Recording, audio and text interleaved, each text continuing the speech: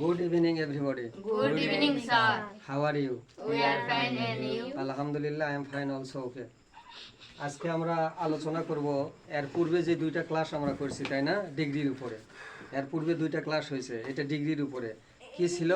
superlative ডিগ্রিকে positive করতে হবে এবং সুপারলেটিভ ডিগ্রিকে কম্পারেটিভ ডিগ্রি করতে হবে তাই না এখন এই সাধারণ রুলস বা নিয়মের মধ্যে একটা ব্যতিক্রম রুলস ছিল যেটা আলোচনা করা হয়নি সেটা আজকে আলোচনা করব তোমরা মনোযোগ সহকারে শুনবে দেখো এখানে আমি উপরে লিখে রাখছি কথাটা দেখো কি লেখা আছে এই কি লেখা আছে এখানে ওয়ান অফ দা কথাটি থাকলে কি করতে হবে আমরা যখন সুপারলেটিভকে পজিটিভ করব কিংবা সুপারলেটিভ ডিগ্রিকে কম্পারেটিভ ডিগ্রি করব তখন সুপারলেটিভ ডিগ্রির মধ্যে ওয়ান অফ দা কথাটা যদি থাকে তাহলে আমরা কি করব কোনো কিছু করার প্রয়োজন নেই ভয়েরও কোনো কারণ নেই এখানে ওই সাধারণ নিয়মের মতোই আমরা যেরকম সুপারলেটিভ ডিগ্রিকে পজিটিভ করি এবং সুপারলেটিভ ডিগ্রিকে কম্পারেটিভ করি ওই পূর্বে যেই নিয়ম আমরা শিখছি সেই নিয়ম একই নিয়ম শুধু ব্যতিক্রম হচ্ছে যে আমরা যখন পজিটিভ করব এই ওয়ান অফ দা কথা যুক্ত সুপারলেটিভ ডিগ্রিকে যখন আমরা পজিটিভ ডিগ্রি করব তখন নো আদারের পরিবর্তে ভেরি ফিউ বসবে আর ভার্বের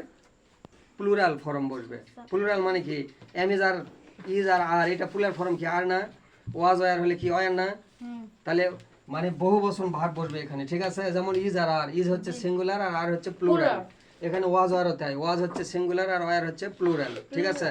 তার মানে সাধারণ নিয়মের মতোই থাকবে পজিটিভ ডিগ্রি যখন আমরা করব তখন নো আদারের পরিবর্তে এখানে বসবে ভেরি ফিউ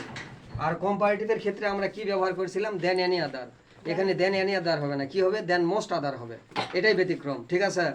সুপারলেটিভকে যখন আমরা পজিটিভ করব কিংবা সুপারলেটিভ ডিগ্রিকে যখন আমরা কম্পারেটিভ করব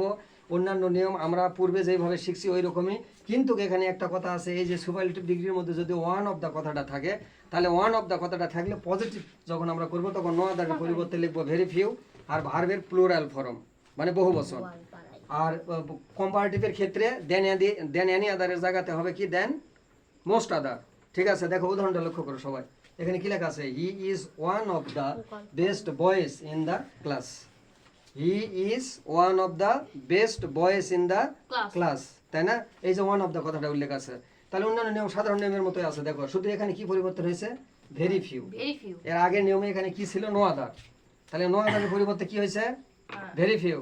অন্যান্য নিয়ম সব ঠিক আছে এখানে ইজ ছিল আর এখানে ভার্বের প্লুরাল ফর্ম হয়ে কি হয়েছে আর